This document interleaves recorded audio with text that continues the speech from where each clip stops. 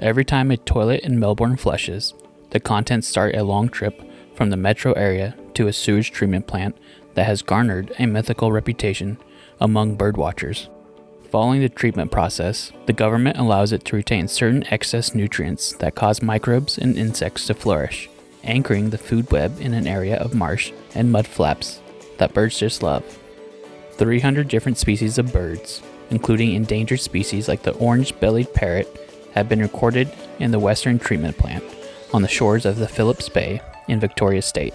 In the paddies, visiting birdwatchers can see the brolga, a crane common in the neighboring Queensland but endangered in Victoria.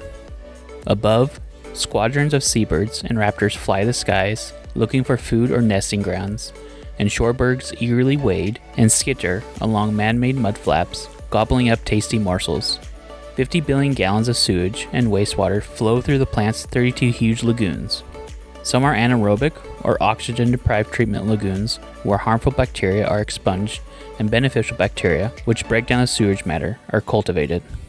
Oxygenated or aerobic lagoons then work on the wastewater to reduce the levels of nitrogen, a compound common in human sewage that enriches harmful algae, which can grow exponentially on the stuff if too much of it were to make it into the bay.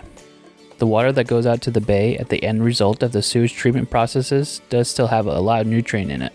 Cody McCormick, conservation and land officer with Melbourne Water, told The Guardian Australia on his visit to the Western Treatment Plant that nutrient is left over on purpose to anchor the biodiversity at the site, but men and women like McCormick have a job of making sure it's never so much as to cause an algae bloom. McCormick is a birdwatcher himself and loves the shorebirds in particular. The nutrient in the water provides the food for the insects and for the vegetation to grow as well, says McCormick. It's one of the most annoying things in my role, where I'm lowering those ponds to create these beautiful mud flaps for shorebirds. But as soon as you expose the mud, there's so much nutrient in the water that all the vegetation grows up. Birdwatchers can apply for access to a gate key on the active industrial site, and a few are given out to the community of Melbourne birdwatchers. A short flight over to Flickr and a search for Western Treatment Plant reveals the wealth of species these birders enjoy seeing and photographing. If you like more daily doses of positive news, please subscribe to my channel. Please also like and leave a comment, as this really helps the channel grow. Links to the article in this news story can be found in the description of this episode. Thank you for watching.